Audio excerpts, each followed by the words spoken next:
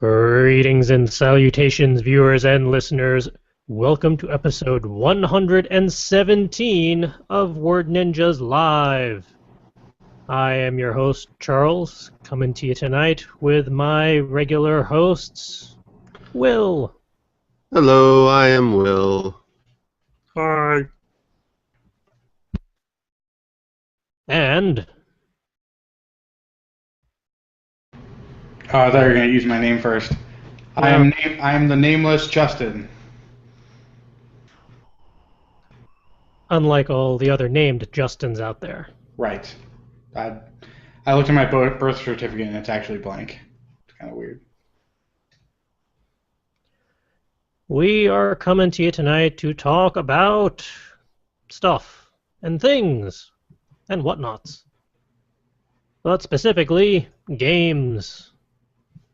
We are discussing games we've played, games we're interested in, games that have been a little lackluster. Specifically in regards to story, lore, character development, and anything else we decide to chat about tonight, really. And this is going to be an open forum. I'm not going to make people go down their very long bulleted lists because that would just be silly. So I open up the floor. Let's talk video games. How about we start with ones we actually enjoyed because of story? So many. How about we name some specifically? I'll start. So I think the litmus test for good story and good character development is it as good as or better than Red Dead Redemption, which is a game that came out on the PS3, right? Yeah. Yes, that's what I have. The PS4 is out now. Okay, PS3, yes. I haven't played it all the way through, but I've basically been in a room where somebody has played it all the way through. Would you say Red Dead Redemption is your 7 on your litmus test, then? Yes, plus 7. Science humor. Oh, ions. Anyway, so I don't remember a ton of the specifics of the story, but what I can say is the open world, very similar to other games of the same company like Grand Theft Auto, which I also have on this list, have an extremely rich world, a living world. The characters feel alive and they feel like they're always doing something, and you can kind of mess with whatever they're doing and they react appropriately. I can't say too much for the full storyline because I haven't played it from start to finish, and I hear the ending is really good, but I won't spoil it here. But it's more the characters and the way the world reacts to you. It's definitely better in that sense than like Grand Theft Auto 5. I'm specifically listing. Grand Theft Auto 5 has a very, very good story, but the world around is kind of mannequin-y, where there's some characters walking around, but they don't really serve any purpose. Almost all the characters in Red Dead Redemption serve some sort of purpose or are doing a realistic activity that isn't just walking about. And I think we can say the same thing for a lot of Bethesda games. Although some of their stories can be lackluster at times, they at least try to have an open world rich with history and background, and it's there if you want to look for it. I know Will has the Elder Scrolls on his list, and I specifically crossed out Skyrim because I have some deep-rooted problems with the story in that game. Story or not, the world is impressive. Yes, it's a beautiful world, and everything mostly acts as it were, and it's very well populated, and there's tons of stuff to do. I give Bethesda a lot of credit for their NPCs, for unlike other games, if a named NPC in your Bethesda game dies, they're dead. Forever. whether you like it or not. Yes. There are the rare exception where it would be story breaking if that character died, in which case, Right. but those are very rare. Yeah. I know in my version of Skyrim, the stable master outside of Whiterun died very early on, so I can't buy horses there. You could take the horses. I can take the horses, but if I wanted to legally purchase and acquire the horses, I just can't, because there's no one there to sell them anymore. That's interesting. I thought a lot of the shopkeepers, if you killed them and like dragged their corpse out of the building, then another shopkeeper will take its place.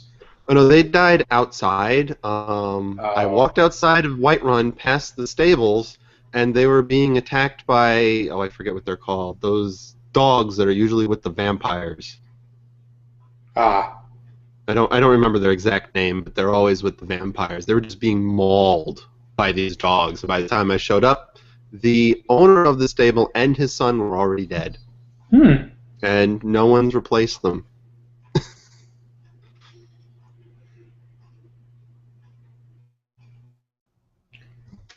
Shrug.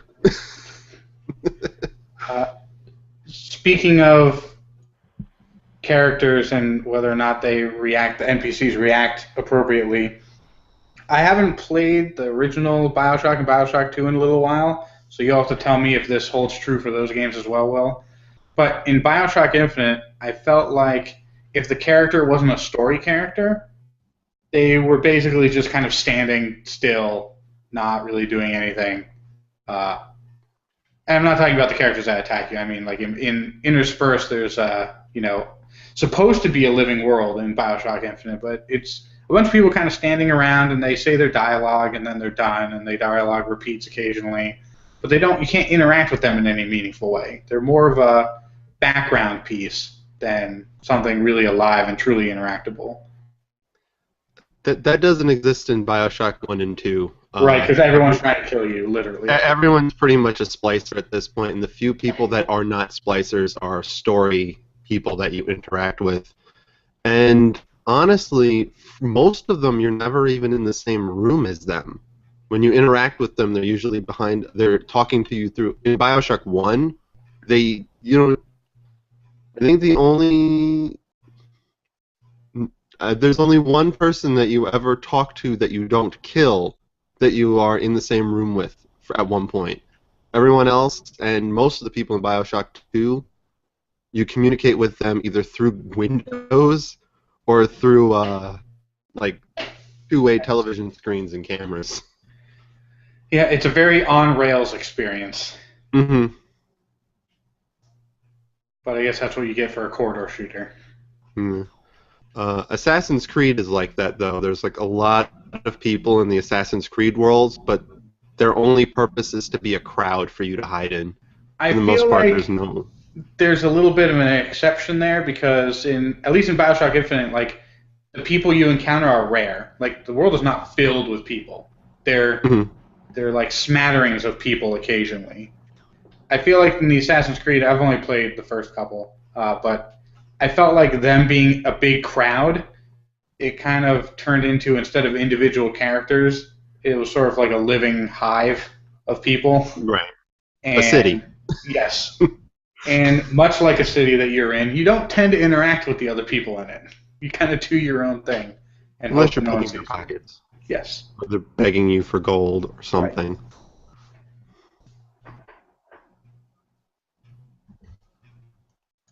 Right. And what I like about a lot of the Bethesda games, and I have another game on here that's not talked about a lot, This War of Mine, is games where you have the opportunity to kind of tell your own story. You could literally open up Skyrim and never do any of the quests, and just futz around and do your own thing and make your own story. That's pretty much my Skyrim experience. And that's arguably more fun than the main quest, which is kind of sad in a way. So This War of Mine is an interesting game, and it's on the top of the list specifically because it has a little bit of a lore just to get you going. But basically, you're in like a bombed out building, and you're just trying to survive. it's not like a survival horror like a Rust style game. It's a 2D like point and click adventure almost. Uh, and all the characters are very lifelike and they have personality, and they have names and background stories, and the characters hold a lot of emotional weight, and so you don't want to get them killed, and when they're hurt and they're sick, you get physically upset. Um, and you have to go out and collect supplies. And while you're collecting supplies, you encounter people. You could encounter a hospital that's trying to take care of the sick, and you have to decide morally if you want to rob the hospital for everything it's worth, or try to work with the hospital to gain some supplies or do some trading. Um, and then you could go to a house that's already in the process of being raided, and you've got these raiders that are like, screwing up this family that's already in this house, and you could fight off the raiders and help the family, or you can join the raiders. It's all sort of what you make of it. And I haven't really seen any like consequences to the effect of, oh, you're now a bad guy and people treat you differently.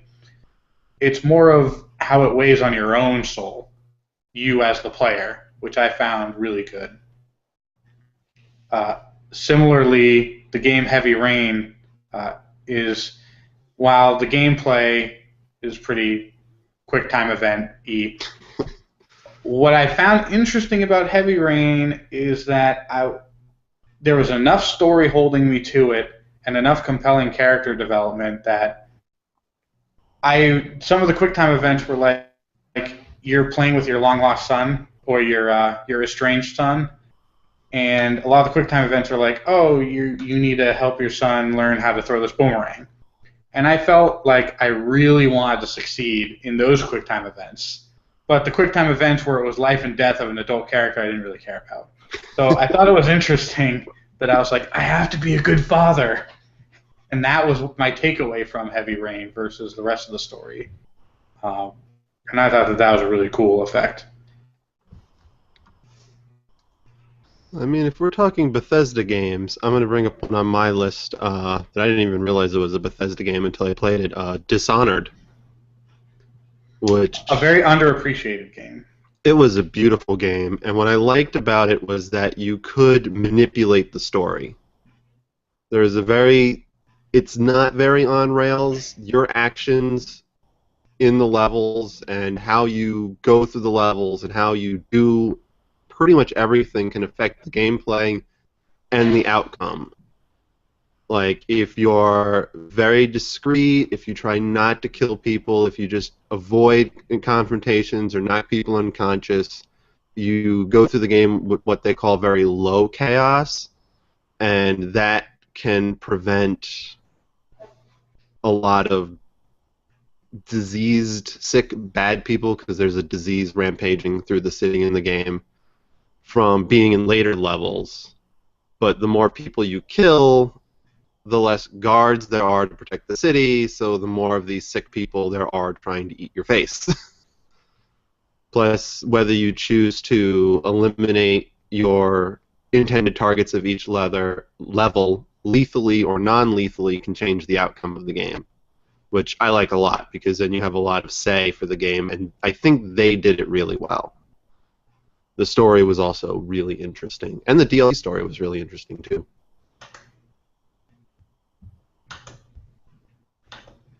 And I'm kind of interested in looking forward to the sequel that they're supposedly coming out soon. They revealed it at the last E3. It'll come out eventually. I wish The Walking Dead, the season 1, had more actual branching and not fake branching. I've heard that it doesn't really matter what you decide. Yes, the first playthrough makes you really think like you have a lot of agency in the story. But on a second playthrough, even if you do like a lot of the opposite choices, you pretty much end up in the same spot seeing the same things.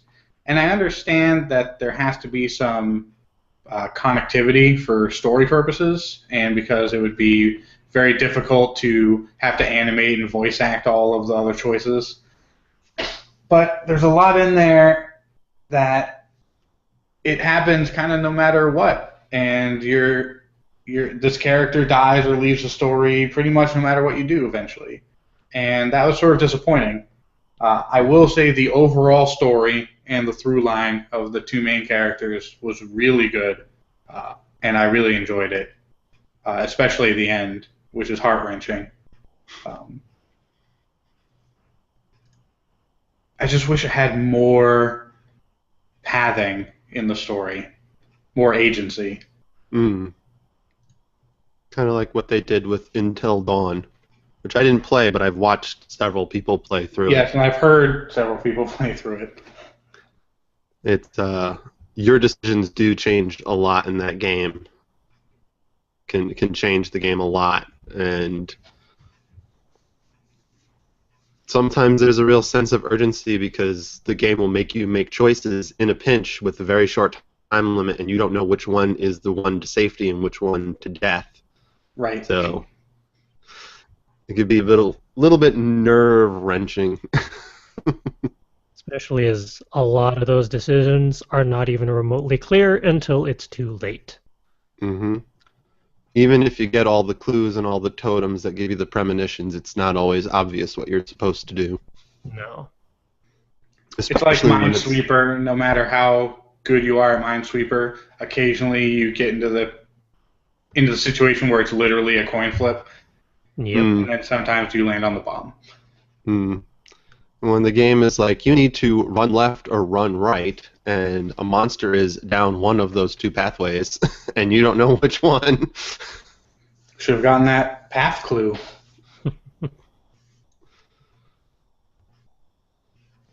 That one only frustrated me a bit in that a lot of the characters had quote-unquote on-screen deaths, but then they came back.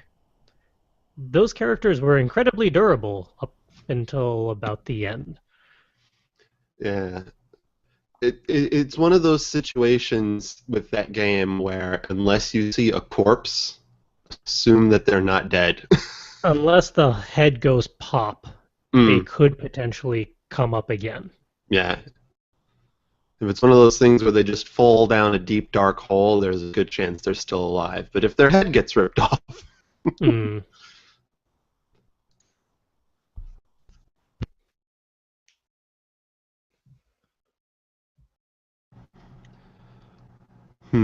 I have a few other things on here. I threw down the Final Fantasy series for having good plot on a case-by-case basis. I was going to say, like the overall franchise or just specific ones, some are better than others? Some are better than others. I put down series because it's also a matter of opinion. I think we've discussed on this channel before, some people really love Final Fantasy VII and aren't fans of Final Fantasy VIII, and then there's the other people that really like Final Fantasy VIII but aren't a fan of Final Fantasy VII, which is myself. Never mind any of the others in the franchise. Except for 9 and 10, most of the other ones usually get ignored. 3 and 6 come up sometimes, but there's a weirdness there because 6 in America was 3 in Japan, something like that. Yeah, there's a bunch of reorderings Yeah, because of that. And I don't remember what the specifics were. it's confusing. But I have played through all of the early ones, and I will say that they're early RPGs, so take them for what they are. But even with the limited ability to have content on, the not disc, but the cartridge at the time or whatever, there's a lot in there. Even all the background characters have a little, usually they're advice givers. But they still have something to say, and they're still interesting characters, and they do have a little bit of background. And I like that they've mostly kept that, because even in the more recent ones, you can not talk to almost anybody, and they'll have something to say.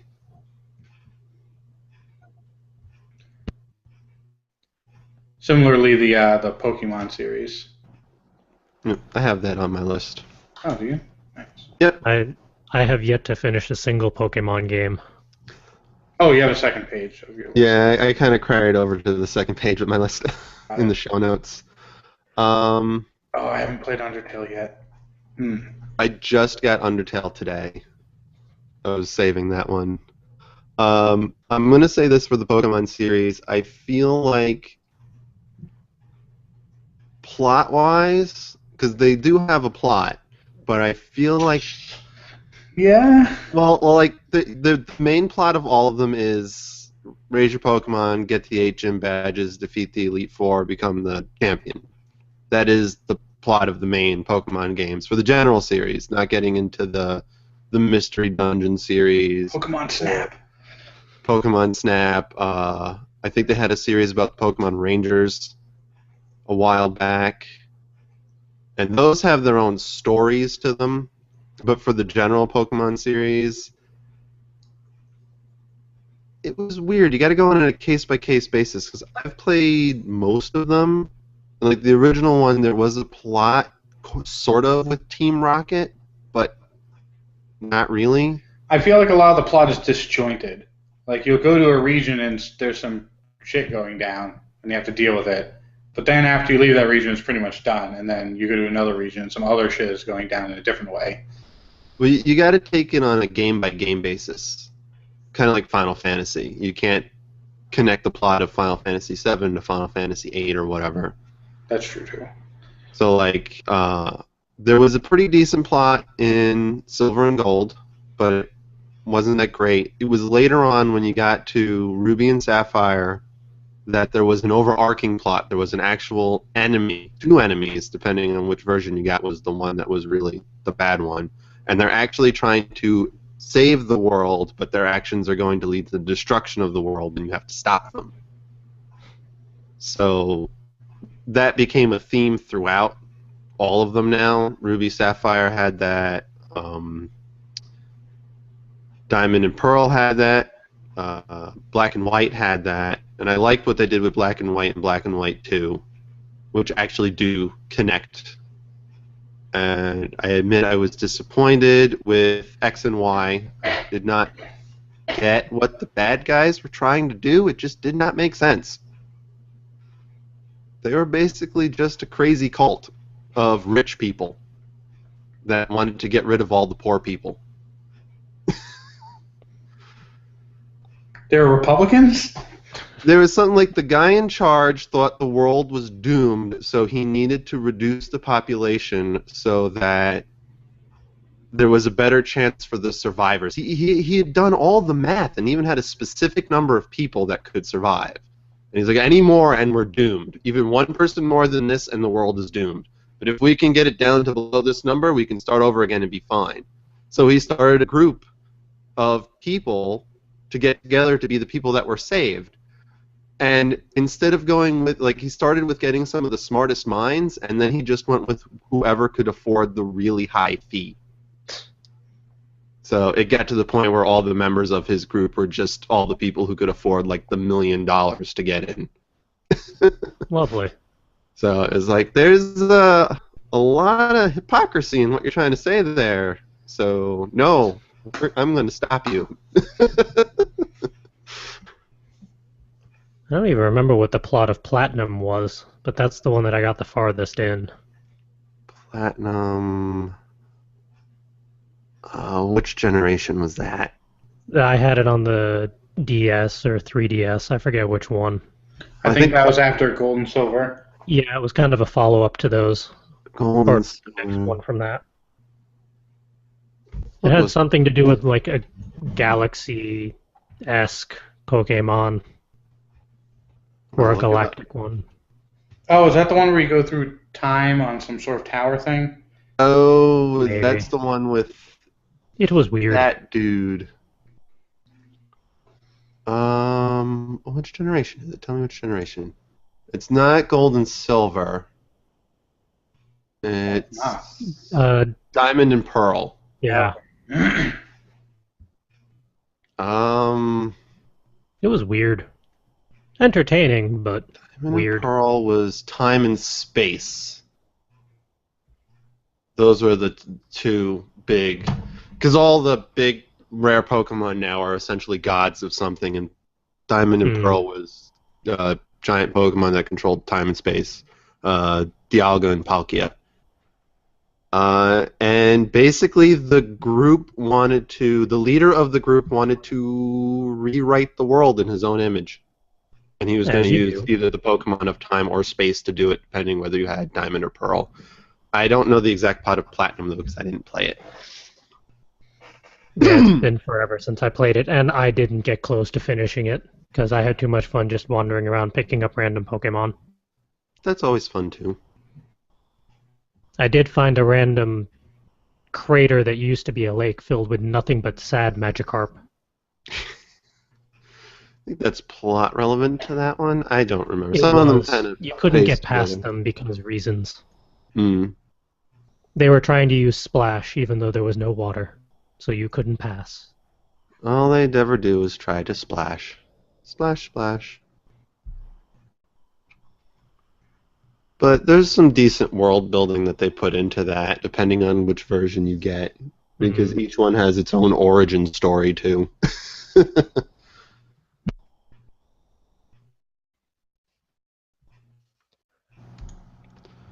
What was I saying? Oh, Final Fantasy. Yeah, also good with the plot and the story and the whatnot. I'd toss up some relevant ones for this week, considering they've had some, actually this month even, they've had some recent releases to the franchises. The Fallout series, since Fallout 4 came out yesterday now. Mm-hmm. And I know I've played Fallout 3 and Fallout New Vegas extensively, more than I wish to admit to. I've dabbled. Storyline is neither here nor there. It's entertaining, but kind of like Skyrim, it's more fun just wandering, seeing what there is to see in the world they've created, and some of the little side quests that there are. And the DLC for New Vegas, I know, is fantastic. I don't remember Fallout 3 DLC offhand. I've done one of the DLC for Fallout 3. I got abducted by an alien. Ah, that one. I haven't done any of the other ones. I'm just upset. The last time I played, my level 73 speech skill only gave me a 33% success chance at a speech. I was not happy about probably an expertise speech thing. Some of them 100 even. That weird dilemma over in Canterbury Commons with the Ant-Agonizer and the Mechanist. Oh, them. I mean, I didn't look for that one. I just happened to stumble upon it, so I was not expecting it at all. That one actually was pretty hilarious, but frustrating if you didn't have the right stats.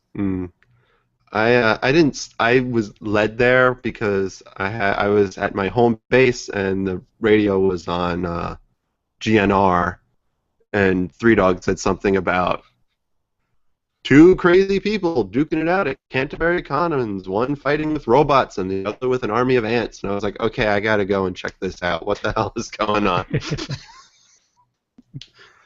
Screw saving the world. I gotta figure out what's going on with the army of robots and the army of ants. I hope there's some of that level of side stories in Fallout 4.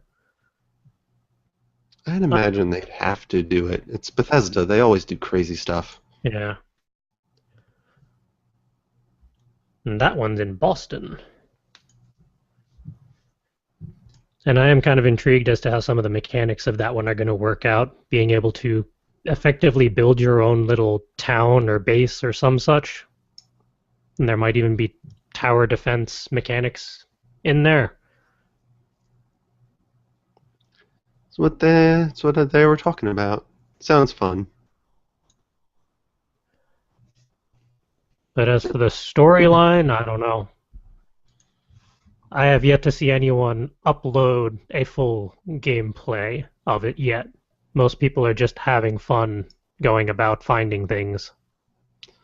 Yeah, The only one Let's Player I follow has loaded up video on it, and he said, I'm going to do the beginning, the intro, and then I'm not going to do any more story stuff. I'm just going to, once I have reign of full open world, I'm going to just have fun.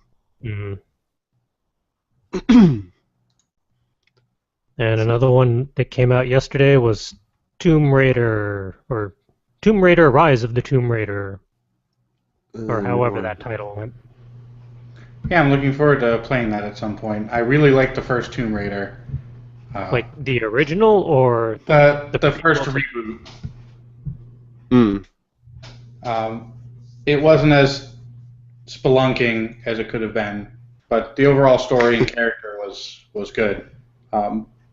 I hear Tomb Raider 2 takes what they learned from the first one and does a lot more with the tomb raiding part of Tomb Raider. Consider the first one sort of an origin story. Which it was. Right. Yeah. And I put back-to-back Tomb Raider with Mirror's Edge as two games that had a lot of really good female protagonist storytelling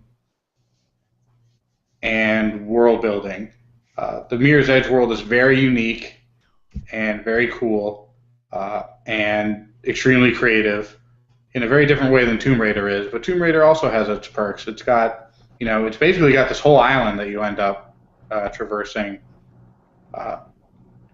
And while the world is a little more claustrophobic because of it's just an island, it's very rich with detail, and there's a lot of culture on the island, and warring factions and past worshiping gods and all sorts of weird stuff going on. So yeah, I'm looking forward to the new Tomb Raider.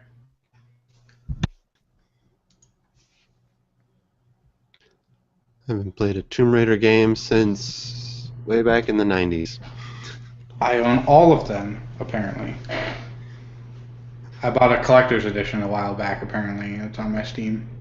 I have to go through them all. I don't think they hold up well. At least the first one. I don't know about the rest of them, but they had tank controls, which are awful by today's standards. Yeah, I got the same collector's edition a while ago during a Steam sale, because Steam sales. I know I tried to play the first one. It has not aged gracefully. No.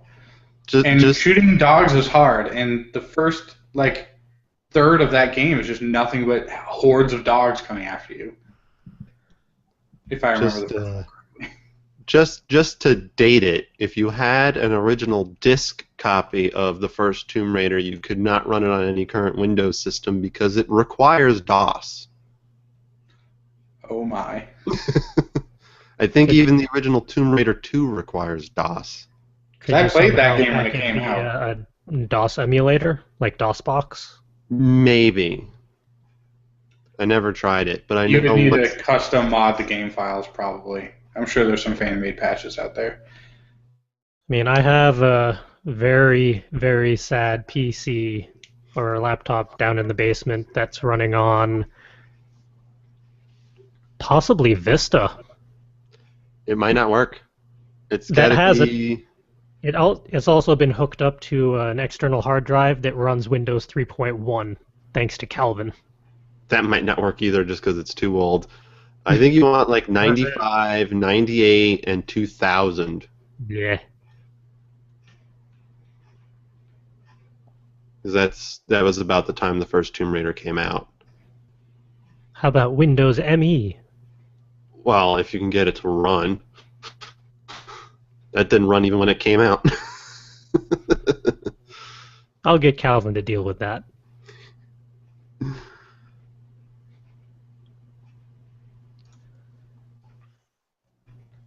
And another one that came out yesterday or the day before was StarCraft II Legacy of the Void, which was the third kind of standalone game / expansion pack for StarCraft II. I heard you don't even need StarCraft. You can play it on its own. You don't need the StarCraft 2 or anything to play it. Just like with Heart of the Swarm, which was the second part of the overall story arc, I think they're relatively standalone. You don't necessarily need the first part to play them all. But to Right. understand the story, it's integral. Yes. Right. That one I'm not getting until Christmas because budget and time. Mm. But I've loved the first two parts of that overall trilogy. I thought, the hell was the first one? Wings of Wings of Liberty. Liberty. Wings of Liberty focused on the humans and their storyline. It was like classic Blizzard in regards to storyline and dialogue. A lot of people had opinions because Mm. of how cheesy it was, but that's part of the I'm heart of what StarCraft is. I'm one of the people who has opinions. Obviously, they're positive opinions, though. Mm. There's a lot good in that game. And I I'm not feel going to like, share my negative opinions because they're going to be controversial. did you play both or watch Wings of Liberty and Heart of the Swarm? I played all of Wings of Liberty, and I saw Hearts of the Swarm in various uh, aspects. The biggest, well, I don't want to get into too much, but there's some character interaction and development that doesn't really make any sense given past lore. And I haven't seen the end of Hearts of the Swarm, and I haven't seen any of Legacy of the Void, obviously, but he really needs to shoot her in the face and be done with it, for God's sake.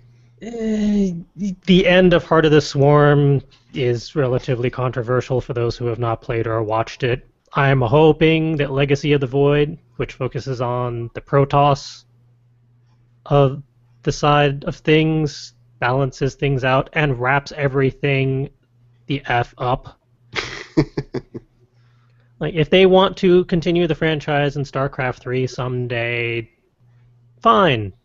Blizzard is more than welcome to do that, but wrap up this storyline, please. Yes, don't pull a Half-Life franchise, Mm. which I have Half-Life 2 on my list. Not Half-Life 3. Nope, I don't. I also have Portal and Portal 2. The characters and the world that it creates is pretty freaking amazing considering it's just a puzzle game. Mm. An arguably point-and-click puzzle game. But a damn good one at that. Mm-hmm. Yes. But just what keeps you going is the characters. Like, if it was just, like, imagine Gladys and Wheatley was not in the game at all, and there was no companion cube. Think of how boring that game would be. You wouldn't be driven to go forward and to unlock more of the story. They did a really good job keeping you pushing forward for more, and I thought that was incredible. I think one of my favorite parts of Portal 2 is when you get knocked down to the old, abandoned part of this facility and get to see the history of Aperture Labs. Yeah. Yeah, in Portal 2, they really added a lot to the overall Portal verse. Especially with Cave Johnson. Mm-hmm. I remember when it first came out, a lot of people complained that it was too short, that, they beat it in however many hours. And I had two arguments with that. One, it's a puzzle game, so it can't be long, otherwise the puzzles are going to get a little repetitive. Right, and also your mileage may vary. If you're really good at the puzzles in Portal 2, you're going to go through it very quickly. The other thing was, if you just straight go through puzzle to puzzle, you miss a lot of interesting side stuff that gives you that story. I spent a lot of time exploring, and it not only added a lot of gameplay time to it, but I think added to my experience. A lot of nooks and crannies. Yeah, And that's areas. It's one of the nice things about many of these types of games. If you play just the pure storyline, some of the storylines are better than others or more solid or this or that, but most of them have a lot of extra lore and side stories and extra characters and little Easter eggs and Yes. It's why I still play Skyrim. The Yeah. main storyline is horrendously bad, But just about everything else is really good. And some of these games, the modding community makes it even more entertaining, including Skyrim. A lot of fun can be had with Skyrim mods. Yeah. Especially considering you can mod your own quests and locations. If you know what you're doing. Let's see. I can't go through a list of video game plots without bringing up Borderlands. There's a world I keep going back to because I love it so much. I just feel like I didn't play a lot of Borderlands 1, and I played a lot of Borderlands 2. I just feel like the games are too damn long. I don't think they're that long. In regards to like story time or just like grinding through enemies? I would probably say more. There's a lot of backtracking and there's a lot of grinding through enemies. And just like we got to a point where this isn't a spoiler, but spoiler warning anyways. The part where you start dismembering statues. I'll just say that. Okay, opportunity. Yeah, and then a place disappears and moves somewhere else later. I was like, oh, I'm getting close to the end of the story. And it turned out I was only like a third of the way through the game. And I was like, oh, for fuck's sake. I actually like that. It was I like that it had a long story to it. And it was maybe it's just I don't have enough time to play video games anymore. I know that feeling. Because one of my complaints about the pre-sequel is that it was a little too short. Yeah, comparatively. Compared was short. Compared to Borderlands 2, the pre-sequel was a lot shorter. The story in it is complete. When I got to the end, I was like, but I wanted more. And I think time-wise, Tales of the Borderlands comes after Borderlands 2. I think so. Mainly because of multiple spoilery things that happen in Tales of Borderlands in regards to certain named characters. I haven't played that one yet. It's on my list of must acquire. I would love to play through that one, even though I've watched a playthrough of the first 3 episodes of it, or whatever the terminology is for it. I think it's episodes. Yeah. But it looks like a lot of fun, and they stick within that verse very well. I'll say while the pre-sequel was kind of short, it added a lot of lore. Mostly to the Hyperion Corporation, but it was interesting. The only thing on my list that we haven't brought up yet is the Oddworld series. I don't know if either of you have played it at all. No. I haven't played it, but I'm familiar with it. These were probably the first games that I really fell in love with in the PlayStation 2 era. I think it was PlayStation 2. Maybe it was the original PlayStation. I don't know. Either way, they were the characters and the world that's involved was very cool. It was very graphic, but PG-13 graphic. But there was a lot of, like, if you thought about what was going on a little bit harder, it was very icky what was going on. And there was a lot of fun characters that interacted in weird ways, and they were all, like, weird creatures. It was all this, like, beautiful world building in at least the early games. I didn't play a lot of the other games. I heard, was it Munch's Odyssey is supposed to be really good? I didn't play that one yet. But yeah, the only one on the list that I hadn't mentioned yet was that, so I wanted to. Mm-hmm. First Oddworld came out on the PlayStation. Okay. And there was a re-release of it on the Game Boy. There's a release on it on Steam. I have it. The only one on my list that I haven't tossed out, since my list is very, very short, which also recently had a game come out for it, the Halo series, which kind of made the Xbox Mm, originally. And Halo 5 came out a couple of weeks ago now. pretty recently. Yeah. And overall, it's built up a very interesting universe. And it's nice that all of at least those 5 games, carry that story arc throughout.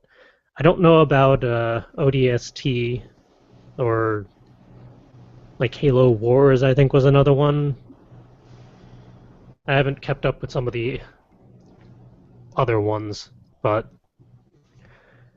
the only frustrating thing in regards to that storyline is the cliffhangers from each game.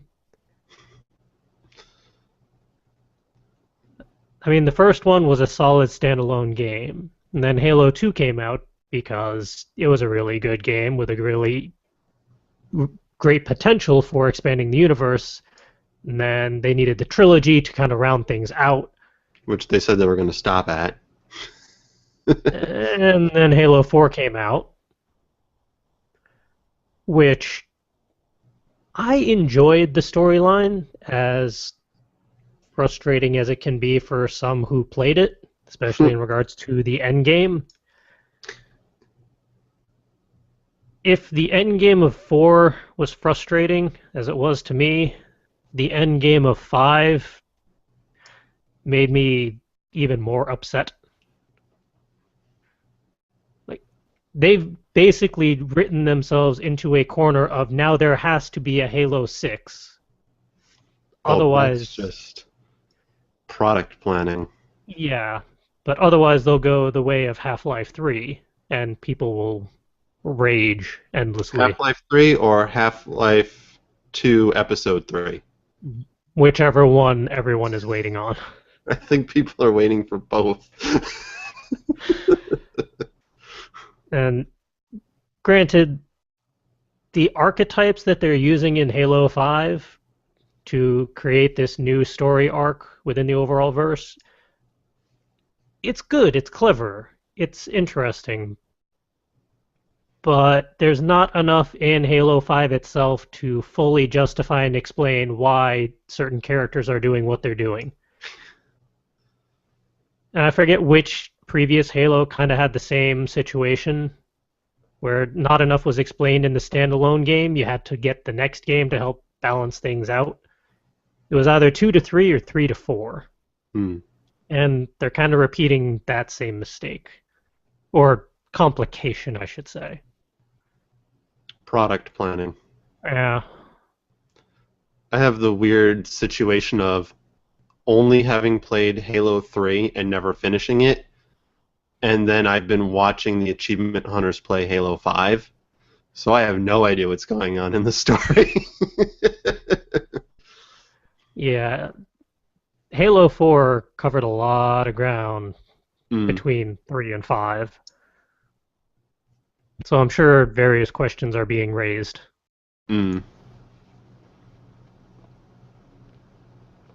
Well, it looks cool watching the achievement hunters play it.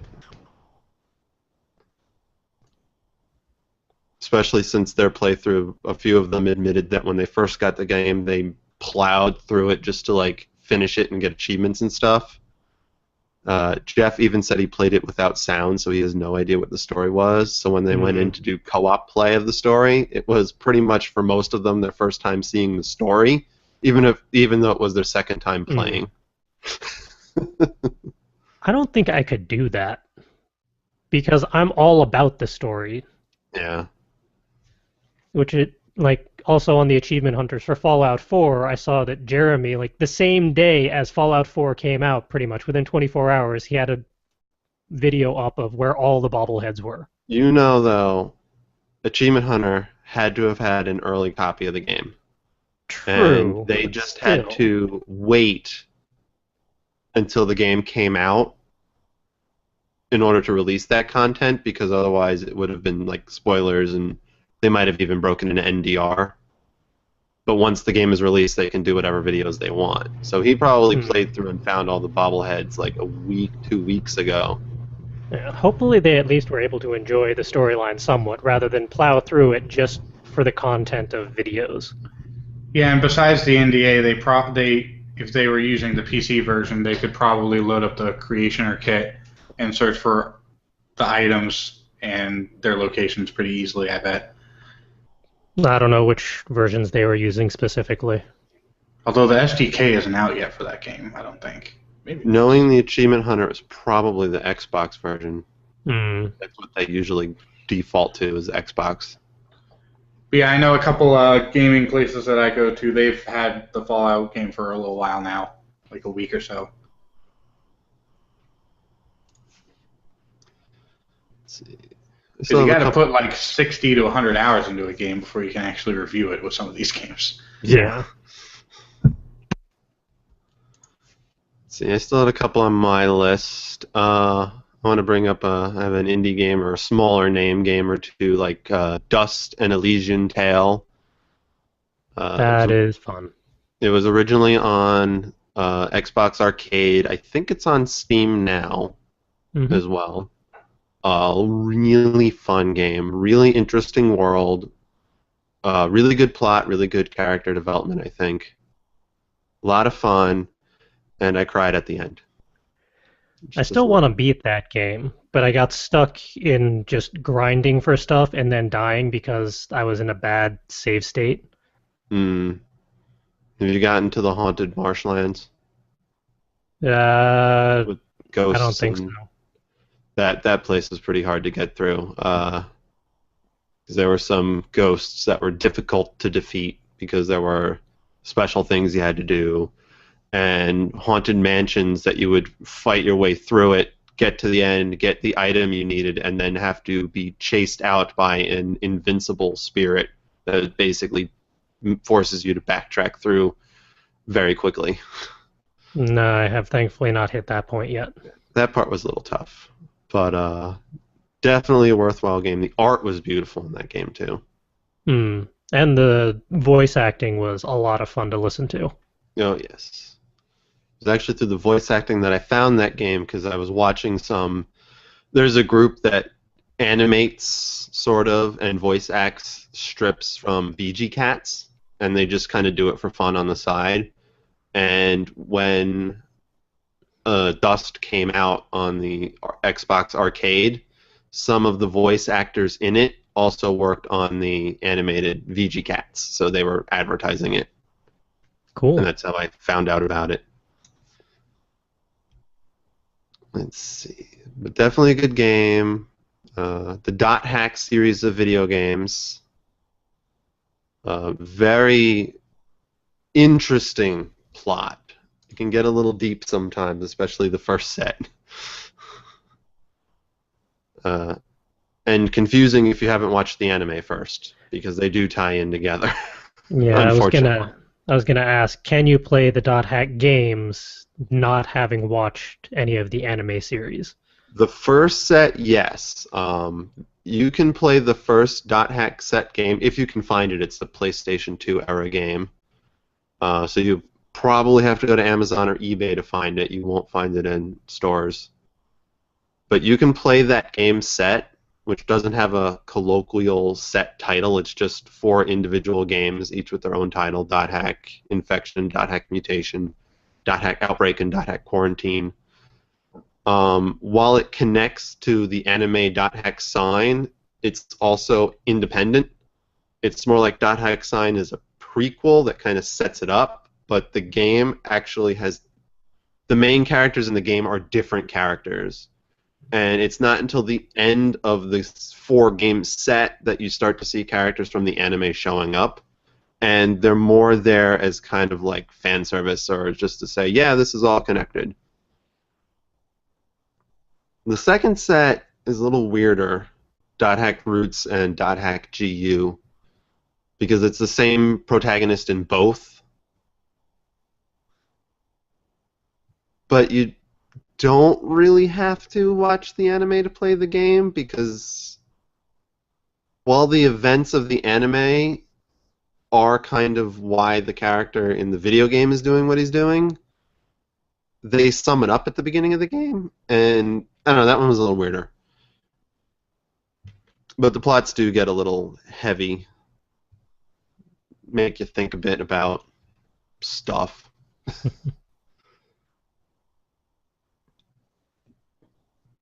And what else did I have in here? Okami was good. Interesting story based off of a Japanese folklore. And the artwork for that one looked fantastic. It's beautiful artwork. I recommend, though, not getting it on the Wii because it requires you to paint images on the screen, and the Wii version makes you use the Wii remote to paint images on the screen, and it's very frustrating when it tells you paint a perfect circle using those motion controls. It doesn't work. There is Wii a or place. Wii U? Well, it came out on the Wii. I'm sure it's just as complicated on the Wii U though, because you got to use the. But probably still the original motion controller, not like the Motion Plus, which helped. The thing is, I don't. The game came out before they released Wii Motion Plus, so I don't know if it'll really make a difference. Yeah, because the original Wiimote, not the most sensitive when it came to motion controls. It was a little inaccurate, especially if you were playing in a sunny room. Hmm. Sunlight kind of screwed with it. The Motion Plus definitely helped a little. A Wii U re-release where you get to draw them on the gamepad would probably be good, but I doubt Nintendo will bother. But if you're looking for a version that's easier to play, you can get a PS2 version. It came out on the PS2 before it was out on the Wii, or maybe about the same time. That one, I've heard that one is easier because you just use the thumbsticks to do all the drawing stuff. But the plot was really good, the story was really interesting, and the artwork is beautiful. Let's see, I have certain Legend of Zelda games have good plot, but trying to decide which ones are better than others can lead to a bit of a controversial conversation. That really is a personal preference thing. Yes. I know some of the ones I like weren't necessarily popularly received in general, and I disagree with reasons as to why, but those are just personal reasons. And So I know for me, one of my preferred ones is the Legend of Twilight, Twilight Princess. Twilight Princess. Mainly because it is the first Legend of Zelda game where I properly finished the entire plot and got to the end. Mm-hmm. I have yet to actually finish any other Legend of Zelda game to completion. Some of them are hard. Most They're very of them are hard. time-consuming, especially the handheld ones. Oh yeah, the handheld ones. In that case, I've also finished the first two DS Zelda games that were out. Phantom Hourglass. Phantom Hourglass, and the train one, was it? No, Train was Spirit the Tracks? third one. Spirit Tracks was third. There was the Phantom Hourglass and another one. I can't remember what it was. I haven't played any of them, unfortunately. I know the one where you were on a little boat was a lot of fun. Wind Waker. No, for the DS before the Wind Waker re-release. Oh, I don't think it was Phantom Hourglass. I think it was the other one. I don't know. That's gonna bother me. There was another one on a boat. Wind Waker was interesting because when it first came out, nobody liked it. But over time, it grew on people, and it was the art style that turned people off. At first, they were like, that's not Legend of Zelda, it's all cartoony, we wanted it more serious. Yeah, I think But that was one after of a the first while, ones in that style too. it was the first one to use that kind of cell shading, softer look. But after a while, people played it. The art style grew on people, and when they actually played it, it actually has a really good plot to it, and it's a lot of fun to play. And the re-release on the Wii U is easier to play because they took out a rather tedious part. There's a portion in the original game on the GameCube where you have to fish for fragments of the Triforce, and there are like 8 of them scattered about. and it got to be tedious to find the treasure maps, then pay to have the treasure maps deciphered, then go out there and fish them up. So in the Wii U re-release, they just kind of, instead of fishing for fragments of them, you just, like, 3 of the spots have a completed Triforce, and the other ones are just like, here's a bunch of rupees, so that makes it a little easier. Something like that. They made it easier, less tedious. Excuse me. I like Twilight Princess. I don't know why people didn't like it, but I know some people didn't like it. I liked Skyward Sword. A lot of people didn't like that one. I think, again, the motion controls kind of hampered that one. I wanted to play that one. I just never got around to it. I think it's good. I think the artwork is really good, and I like the plot. And I like the level designs. But I think there was an advertising faux pas where they advertised that you could control Link's sword with the motion controller, and people believed that meant that it was a 1-to-1, and it's not. No. It sort of is. You can control the direction he slashes, but it's mostly determining between vertical, horizontal, or diagonal. Mm. And I think that a lot of people pissed a lot of people off.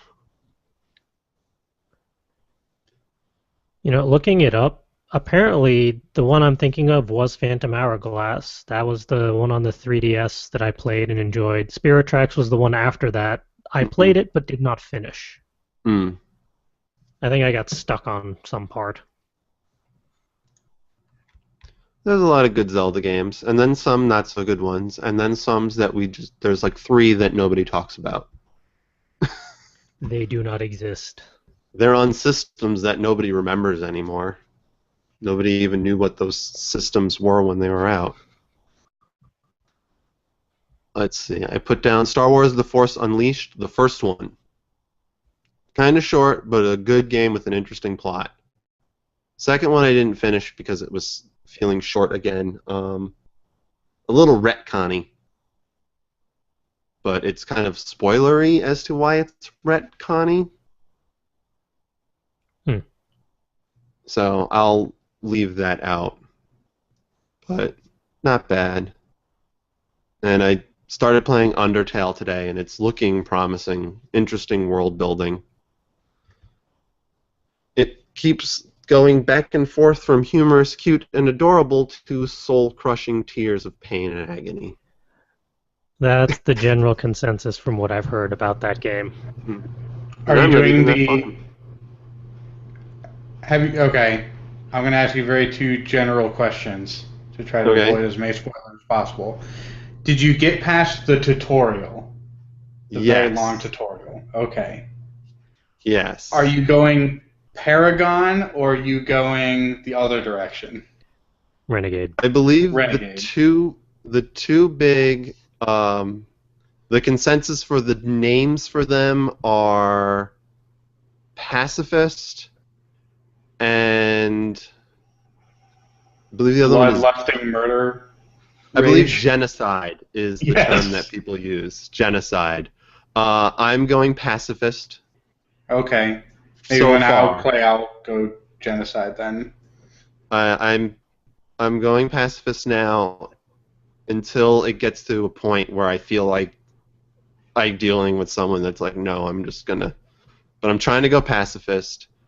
I screwed it up really early at the end of that tutorial. A lot of people don't know how that plays out in either direction, so you're not the only one. I saw a Let's Play where I'm like, oh, I would have done that differently, and wow, you sure fucked that up. Yeah, I didn't realize how I was supposed to do it to get the result I wanted. Mm-hmm. And an interesting thing, if you reset the game changes a little bit. Because I reset to redo that part because I was not happy with what I did, and I'm like, I'll allow myself one reset because it was still early in the game. Yep. And the characters the second time around acknowledge that you've reset the game. Diabolical. Some of the characters will go, "You look familiar. Have we met before?" And there's one character in particular at the very end of the tutorial who plainly called me out on it. It's like, oh, you think you can just do whatever you want and reset the game because you didn't? Well, I remember what you did last time. You did this. I Oh my know what you God. did. It's That's straight out amazing. called me out on it. It's like, you did this last time and you thought you could change the world and reset the game, but I know what Holy you shit. did. That is amazing. That That would makes really It's like, bother me, oh. but that's a really nice touch. That turns a It was- 4-star game into a 5-star game, in my opinion. Yeah, I was like, oh, okay. So I didn't just okay, you know that, okay, that's creepy. Breaking the fourth wall there. You gotta go into your app data folder and delete all record of the game. But yeah, it's been good so far. And I did think of one game that I was, because we mentioned plots that were a little disappointing, and I want to call out Fable 3 for its ending. Yeah, I know we've gotten that on recording, either on I've- this show or on NSFWN. I know I've mentioned it before, but I think that they copped out on that ending. It was so anticlimactic and so lame. Because, like, in the first Fable, it ends with a big boss fight, which was cool. That worked. It's the end of the game, big boss fight. It's what you want. The second game did not end with a big boss fight, but there weren't really any boss fights in the second game. But the ending had really good story behind it, which made up for it. So while you don't fight an end boss, I personally was enveloped in the plot. So I didn't even notice. I was like, that was a cool ending.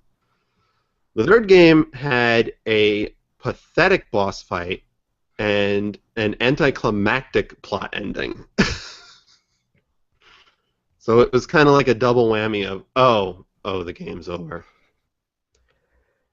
Basically, as soon as you become King of Albion, the game goes downhill, plot-wise. Yeah, if we're gonna start wrapping things up on this talkie point with disappointing ones, I would have to toss dysfunctional systems out there. Because I was having a lot of fun with that visual novel. I really enjoyed the storyline, despite some things that went down. And the ending cut off at a point where I was not expecting it, even remotely. And unfortunately, it was one of those Kickstarter games where they were hoping to do a series, but there's not going to be a part 2. So you're just stuck in limbo. I remember me telling you I'd only watched so many episodes of that, and when I told you what I was up to, you were like, yeah, that's all you need to see. Maybe watch the next one after that, and then just that's all you need to see. Yeah. Once you get a cutscene, you're good. The rest of it is like the build up to episode 2, but there's no episode 2. That is disappointing and unfortunate. Doesn't help that was the first visual novel I did for Game Break, and I had a lot of fun with it. So it kind of made for a weird perspective on the overall series. Thankfully, what is it? World End Economica episodes 2 and 3 are either complete or in the works. So I should be safe on that one. I hope there's a sequel to the Moon, because that one was interesting. Hmm. Okay, I want to ask you, CJ, I can't remember the name of it, but that quirky little mini golf game you played. Vertiginous Golf. That one. What's your good, bad? Do you want more? I want more because steampunk mini golf in the sky is a fantastic basis for a game. Adding in an interesting plot to that, with various political shenanigans from those in the sky and those on the ground, I was really intrigued by that, and I thought it could go somewhere. The curveball at the end just made me go WTF. Mm. there needs to be an expansion or a continuation of that to explain a lot of the WTF. I remember watching that one and it was like, huh, wait, that's it? But, Yeah, and after recording that, I had to watch the recording back and like, wait, that's what happened? How did that happen? Why did that happen? What did I miss?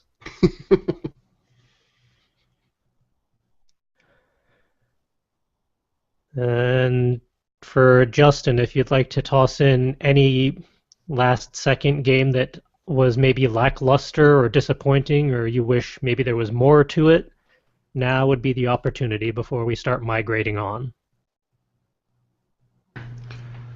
I wish that Doom 3 had a better story. Wasn't Not quite that people satisfying. not that people come to that game for the story, but the game was so good. If they just worked it a little bit more, it could have been really great. And that's kind of disappointing because otherwise the game is really fun. If Did you the like, expansion help at all? no, it might have actually made it worse. Like the problem is that the first 2/3 of the game, nothing is really happening, except you walk into the same hallway over and over again, copy pasted, and then the same imps come out at you. It's only like once you get to hell that things really start getting fun, and even the stuff after that. I feel like you could say that about Doom 1 and 2, though. Yeah, like I said, people didn't really come to the games for the story.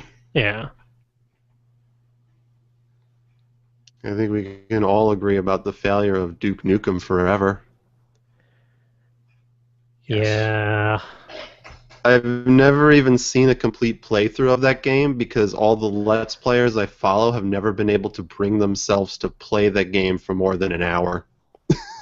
For anyone out there that wants to see the full playthrough of that game in all its glory, I would recommend Jesse Cox, who did a binge play Oof. of that while drinking. You'd have to. So the further he gets, the more he drinks.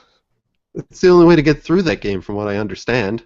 Yes, there is a lot of ridiculous and absurdity in Duke Nukem Forever, and not the good type. Mm. You could equate it to Sonic Boom Oof. or Sonic 06 in regards to some things are just not even remotely necessary for this game. These are unnecessary mechanics or plot points. Just skip them outright. Yeah, I had heard ignoring everything else, even just as a shooter, it failed. It got pretty wonky at times. Which is a shame because the character has a solid lore built up around it. And the previous games were entertaining. Duke Nukem 3D was very entertaining. And the plot wasn't half bad. It'd I be wouldn't say nice. it was anything. Yeah, it'd be Go ahead. nice if eventually they come up with a new version of that game or an addition to the franchise that does it justice. It'd probably help if the game didn't get passed around from like 3 different developers over the course of a good 20 years, or 10 years, or however long it was.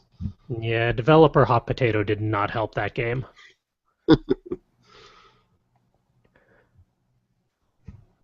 Alright, I'm going to move us along, but to all our viewers and listeners out there, by all means, post in the comments what your favorite games are in regards to story, lore, universe building, character arcs, all that good stuff.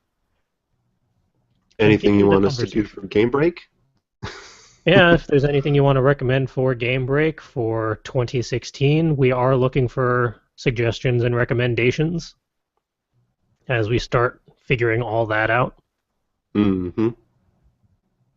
I already have an idea for mine, but I need to test run that a bit. We shall see. But moving on, let's go to the highlights reel, where this week is just book bundles, because nothing really popped out in regards to other types of news. Plus, we did spend over an hour talking about video games. Yeah, we kinda did. So, rolling right into book bundles, Story Bundle came out with another one, which keeps them at 4 book bundles at the moment. The latest one is on the sci-fi spectrum. And as per their new usual, if you want to get the first tier of books within the bundle, it is $3 minimum in order to get the first tier, which is 5 books. If you go up to $12, you unlock the second tier of an extra 4 books in this overall bundle. If you were to do the $3 and up pricing structure, you'd get The Serpent's Head by Brian Young, Terminal Mind by David Walton, which apparently was a winner of the Philip K. Dick Award, The Lead Cloak, Book 1 of the Lattice Trilogy by Eric Hanberg, The Gene Hunter by Simon Cowen, and The Debt Collector Season 1 by Susan K. Quinn. If you went $12 and up, you'd unlock the second tier for Operation Montauk by Brian Young, The Ruins of Karzalek by Ruby Lyons Drake, Artificial Evolution by Joseph R. Lalo, and The Debt Collector Season 2 by Susan K. Quinn. I've actually read some stuff by Joseph Lalo. He's a very entertaining writer. And I believe also the coordinator for this particular bundle. And this one just kicked off recently, so as of this recording, you have a whole 22 days and change to go check it out. And they're still running their historical fiction, Dark Justice, and the NaNoWriMo writing tools bundles. So go over to Story Bundle, check them out. There's all sorts of good stuff over there. And we missed this one last week, so there's not as much time on this one, but Humble Bundle is tossing up a comics bundle of Peanuts. All the good old Charlie Brown comics of old. Their style is $1 up, you get the first tier. Average pricing currently at $10.80. You unlock the second tier, and if you go $15 or more, you unlock the third tier. If you went for just $1 and up, you'd unlock Peanuts, Happiness is a Warm Blanket, which is a classic. Batter Up, Charlie Brown, and Peanuts Volumes 1 through 3, which is a pretty solid collection for just $1 and up. I actually have a majority of these comics in print, like hard copies already, because I refuse to get rid of those ever. They're entertaining. If you went for the average tier, you'd unlock Peanuts Volumes 4 through 6, Waiting for the Great Pumpkin, Peanuts, The Beagle Has Landed, Snoopy's Thanksgiving, A Valentine for Charlie Brown, and Peanuts, It's Tokyo, Charlie Brown. I do not remember that one at all. I don't remember them going to Tokyo ever. If you went all out with $15 or more, you would unlock The Complete Peanuts, 1950 to 1952, Volume 1, which, to be fair, doesn't sound overly complete, but I know it's still a solid amount of comics. You'd also get Peanuts, Where Beagles Dare, and Snoopy versus the Red Baron, which is always an entertaining series of comics. And like I said, this one actually started last week, so as of this recording, you only have 6 days and change to go check that out. So grab it while you can. My guess is they started at about the time the new movie aired, because that was About a week or so ago, I think. last Friday, I think it came out. I wouldn't mind seeing that. It looks adorable. It does. Not so much when in theaters, though, because movie theaters are expensive. Yeah. And rolling on to productivity and inspiration. What have we been up to since last week? Well, since last week's recording, I finally leveled up to level 30. I'm now caught up with some people. All the best perks are at level 30. Hopefully the level cap is considerably higher than level 30. Hopefully you're not even halfway there. I'll take my time reaching the level cap. There's a lot of There's no paid rush. DLC in your future if you want to get past the level cap. Stupid DLCs. Just get a season pass. Can I just get the Game of the Year version?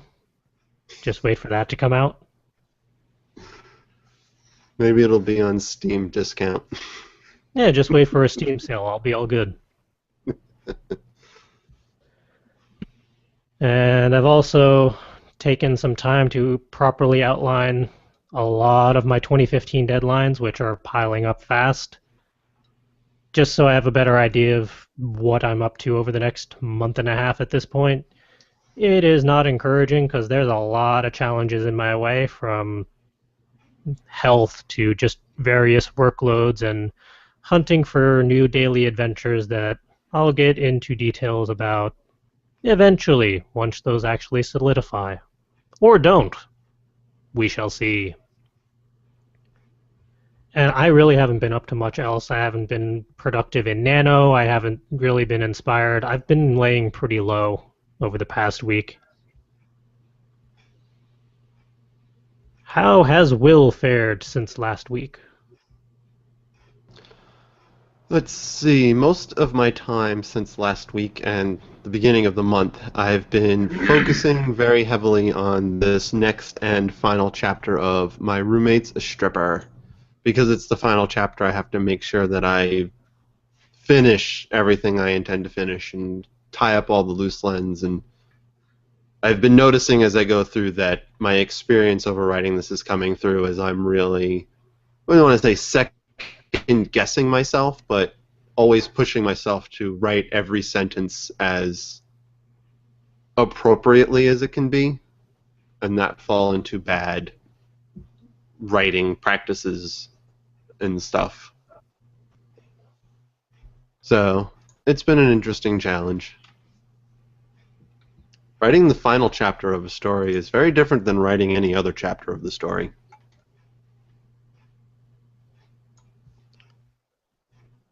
And I'm not done.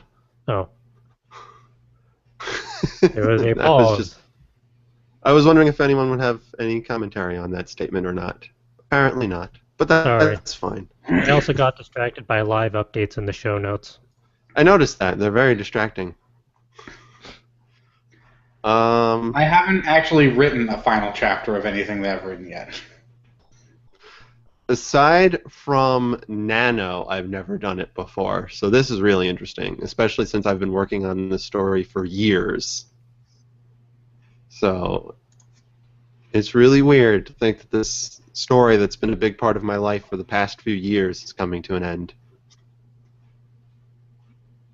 Yesterday, though, I had a relaxing day. Ed had the day off, and we went down to the Tanger outlets over at Foxwoods, and that was my first time there just for shopping. I think it was Ed's first time there just for shopping, too, as opposed to working.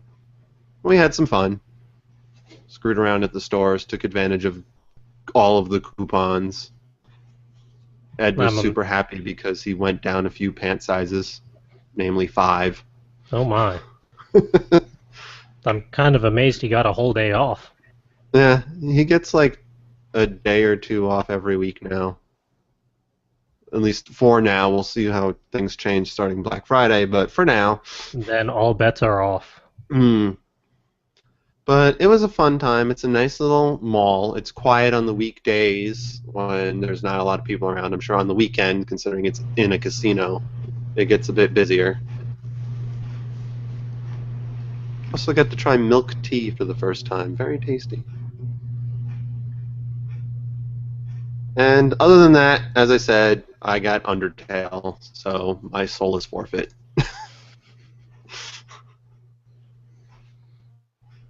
We'll see how that goes. More on that next week. So for me, I've kind of listed this out into priorities. Priority number 0, struggling to balance so much going on in November that I have to literally put things on hold. I have basically like a calendar of events and deadlines of projects that I'm working on, and I have to basically put all of that on hold because I've got more important things to work on right now. Speaking of which, priority number 1 is the business plan, which is finally underway with some real traction. I've been thinking around with it, and then at one point I lost the book that CJ lent me, and so I had to buy a new one and wait for that to come in, so there's a delay there. But I'm inspired. I've read a lot of the book already, and pretty much ready to write, and we'll have updates on that eventually. Priority number 2, I did that live stream and got to 15,000 words, and I haven't written a ton since then. So I'm still ahead of the NaNo schedule, but I'm falling behind what my schedule was supposed to be.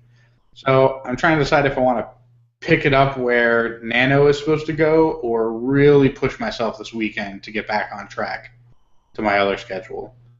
So we'll see how this weekend goes. Because this week is pretty busy, and I don't know when I'm going to find time to write. I've been doing some writing at work in the meantime. And priority number ? Guitar Hero Live is pretty fun. I bought that for myself for a Christmas present. One could argue that the hour before this podcast, I probably didn't have to play Guitar Hero Live. I could have written in my novel. But those people are bad people, and they shouldn't judge me for my decisions. Or maybe they should judge me and inspire me to put down the guitar and pick up the pencil. Proverbial. But think of all that time you could have been making Mario Maker levels. Oh God, don't even no. What if all your work in Guitar Hero is actually for writing? It's research. You can incorporate it into your NaNo story, but you can't unless you experience it yourself. So that's just research for your NaNo.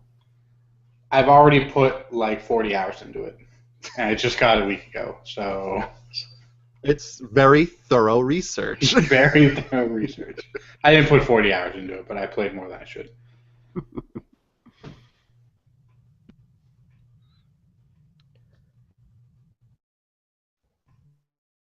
All right. And, of course, to our viewers and listeners, by all means, let us know what you've been up to over the past week. How have you been faring? For our fellow Nanoers, are you ahead? Are you staying steady? Or are you behind like some of us? And by some of us, I mean me. Let us know in the comments below. And unfortunately, that's going to be the show for this week. We talked a little long in regards to the talkie point, but we had fun, and hopefully you all did too.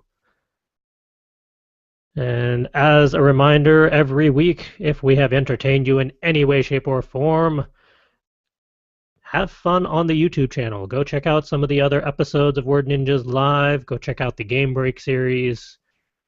Go see some of the shenanigans we've been up to at various events. We have all sorts of fun stuff on there for you.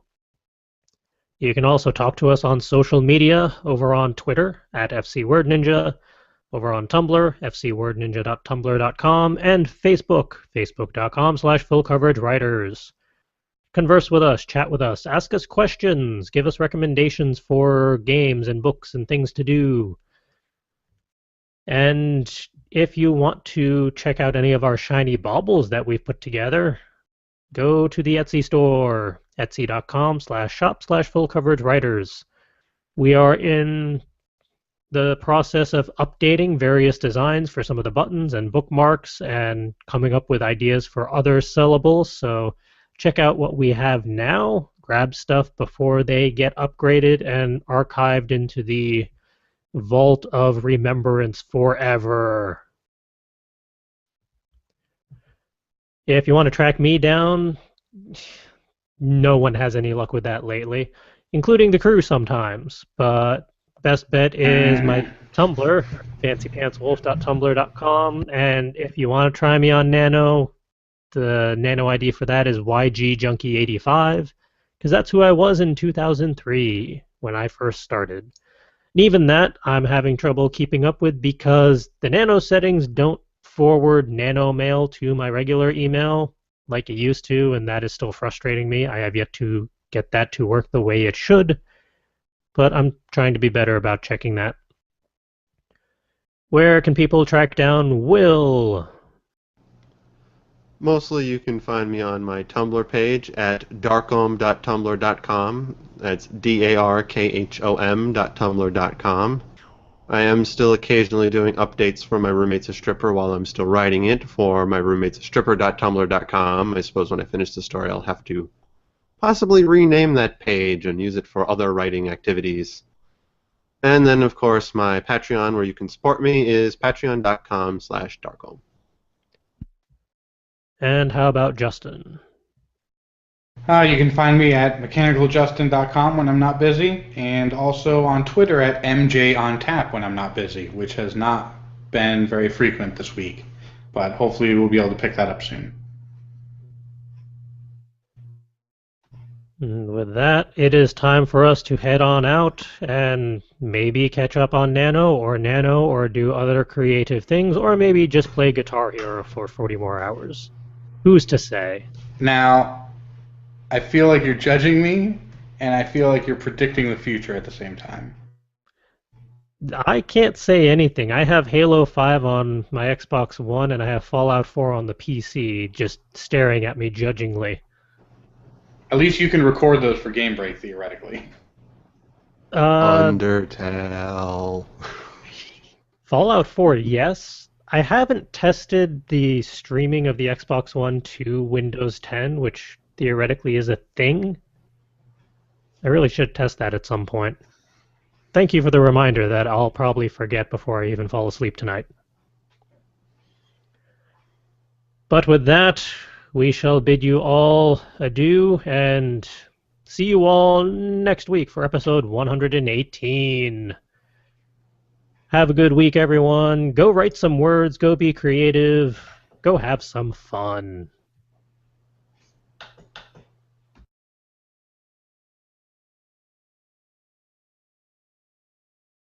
And you're just trying to survive.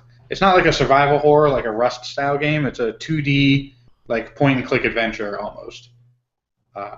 And all the characters are very lifelike, and they have personality, and they have names and background stories. And the characters hold a lot of emotional weight, and so you don't want to get them killed.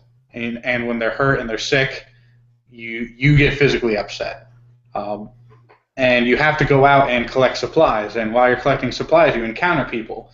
You could encounter a hospital that's trying to take care of the sick, and you have to decide morally if you want to rob the hospital for everything it's worth, or try to work with the hospital to gain some supplies or do some trading. And then you could go to a house that's already in the process of being raided, and you've got these raiders that are like, screwing up this family that's already in this house, and you could fight off the raiders and help the family, or you can join the raiders. It's all sort of what you make of it. And I haven't really seen any like consequences to the effect of, oh, you're now a bad guy and people treat you differently. It's more of how it weighs on your own soul, you as the player, which I found really good.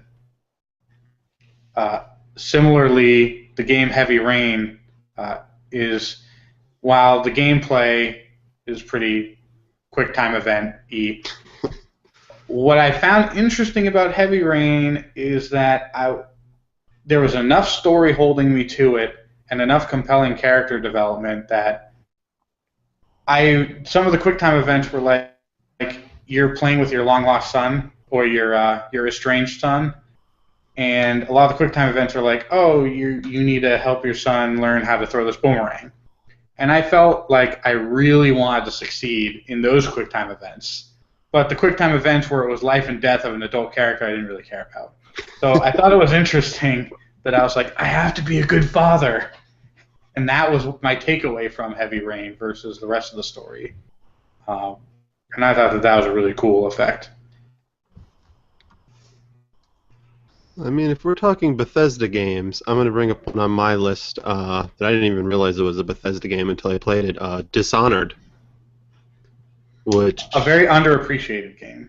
It was a beautiful game, and what I liked about it was that you could manipulate the story. It's not very on rails. Your actions in the levels and how you go through the levels and how you do pretty much everything can affect the gameplay and the outcome.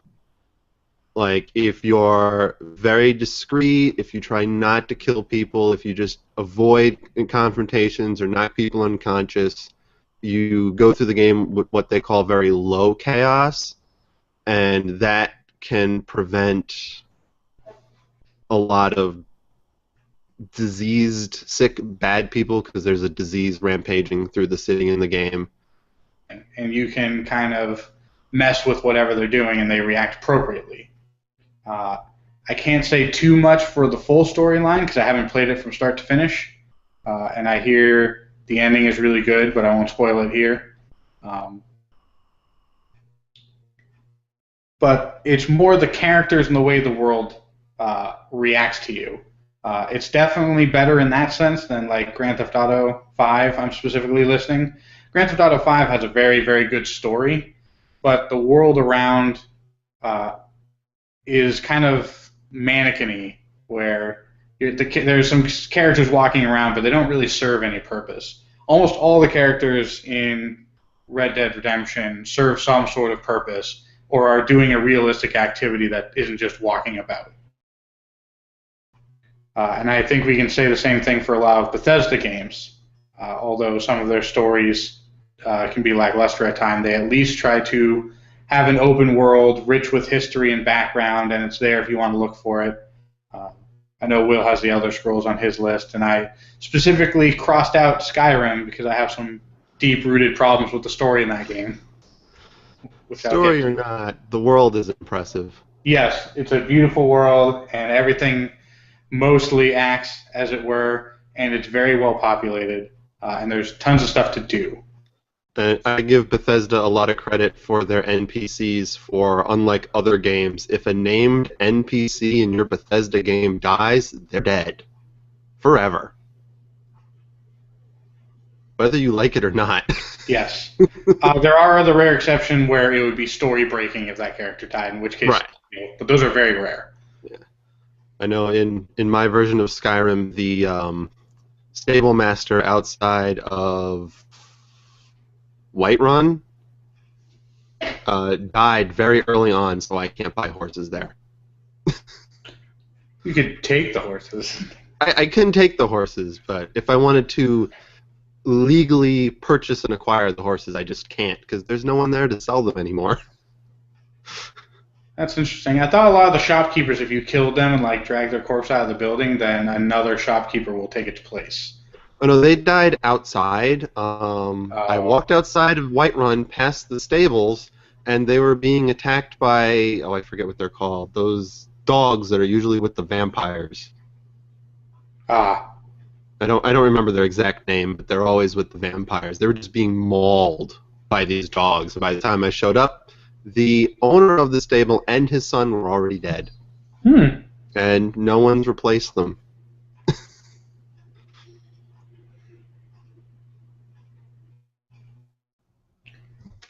Shrug. Speaking of characters and whether or not the NPCs react appropriately, I haven't played the original Bioshock and Bioshock 2 in a little while, so you'll have to tell me if this holds true for those games as well, Will. Greetings and salutations, viewers and listeners. Welcome to episode 117 of Word Ninjas Live. I am your host, Charles, coming to you tonight with my regular hosts, Will. Hello, I am Will. Hi. And I thought you were going to use my name first. I am the nameless Justin. unlike all the other named Justins out there. Right. I looked at my birth certificate and it's actually blank. It's kind of weird. We are coming to you tonight to talk about stuff and things and whatnots. But specifically, games.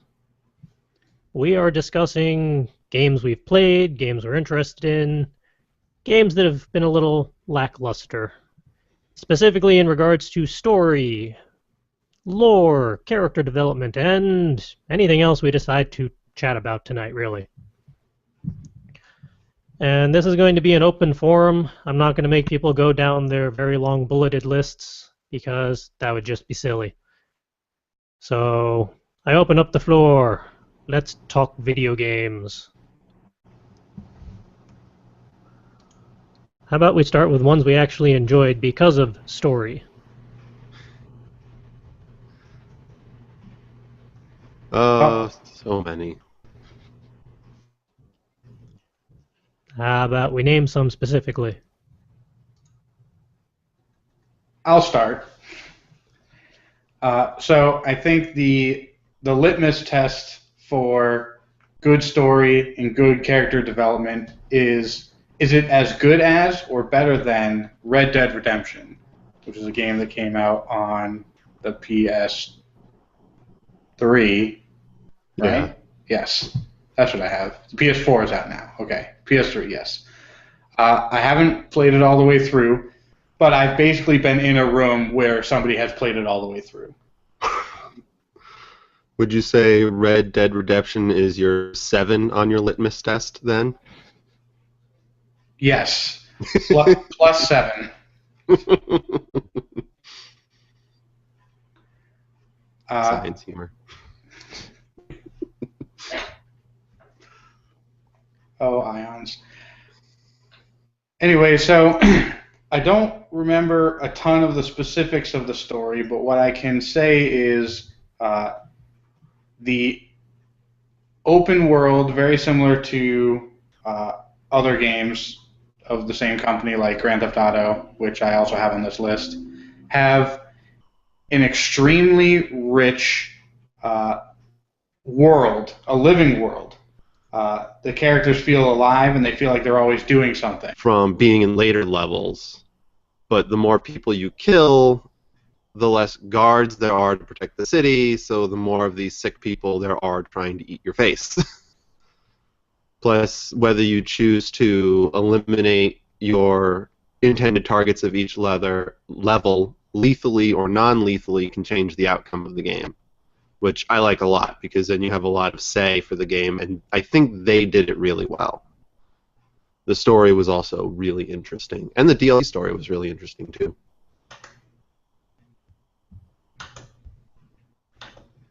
And I'm kind of interested in looking forward to the sequel that they're supposedly coming out soon.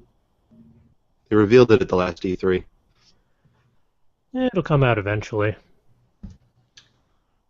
I wish The Walking Dead, the season 1, had more actual branching and not fake branching. I've heard that it doesn't really matter what you decide. Yes, the first playthrough makes you really think like you have a lot of agency in the story. But on a second playthrough, even if you do like a lot of the opposite choices, you pretty much end up in the same spot seeing the same things. And I understand that there has to be some connectivity for story purposes, and because it would be very difficult to have to animate and voice act all of the other choices. But there's a lot in there that it happens kind of no matter what, and this character dies or leaves the story pretty much no matter what you do eventually, and that was sort of disappointing. I will say the overall story and the through line of the two main characters was really good, and I really enjoyed it, especially the end, which is heart-wrenching. I just wish it had more pathing in the story, more agency. Mm. Kind of like what they did with Until Dawn, which I didn't play, but I've watched several people play through Yes, it. and I've heard several people play through it.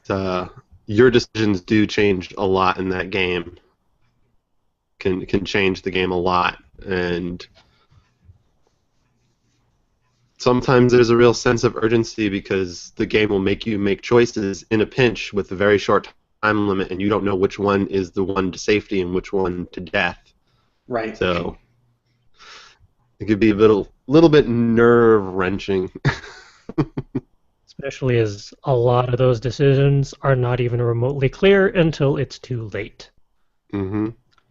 Even if you get all the clues and all the totems that give you the premonitions, it's not always obvious what you're supposed to do. No. It's like Especially when Minesweeper. No matter how good you are at Minesweeper, occasionally you get into the situation where it's literally a coin flip, Yep. and then sometimes you land on the bomb. When the game is like, you need to run left or run right, and a monster is down one of those two paths. But in Bioshock Infinite, I felt like if the character wasn't a story character, they were basically just kind of standing still, not really doing anything. And I'm not talking about the characters that attack you. I mean, like in Interspersed, there's supposed to be a living world in Bioshock Infinite, but it's a bunch of people kind of standing around and they say their dialogue and then they're done, and their dialogue repeats occasionally, but they don't. You can't interact with them in any meaningful way. They're more of a background piece than something really alive and truly interactable. That doesn't exist in Bioshock 1 and 2. Right, because everyone's trying to kill you, literally. Everyone's pretty much a splicer at this point, and the few people that are not splicers are story people that you interact with. And honestly, most of them, you're never even in the same room as them. When you interact with them, they're usually they're talking to you through. In Bioshock 1, I think there's only one person that you ever talk to that you don't kill that you are in the same room with at one point. Everyone else, and most of the people in Bioshock 2, you communicate with them either through windows or through like two-way television screens and cameras. Yeah, it's a very on-rails experience. Mm-hmm. But I guess that's what you get for a corridor shooter. Mm. Assassin's Creed is like that, though. There's like a lot of people in the Assassin's Creed worlds, but their only purpose is to be a crowd for you to hide in. I For the feel most part, like there's a little bit of an exception there because at least in Bioshock Infinite, like the people you encounter are rare. Like the world is not filled with people. They're like smatterings of people occasionally. I feel like in the Assassin's Creed, I've only played the first couple, but I felt like them being a big crowd, it kind of turned into, instead of individual characters, it was sort of like a living hive of people. Right. And, a city. Yes. And much like a city that you're in, you don't tend to interact with the other people in it. You kind of do your own thing. And Unless you're no one picking their sees you. pockets. Yes. Or they're begging you for gold or something.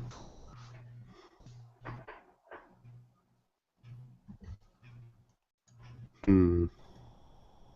And what I like about a lot of the Bethesda games, and I have another game on here that's not talked about a lot, This War of Mine, is games where you have the opportunity to kind of tell your own story.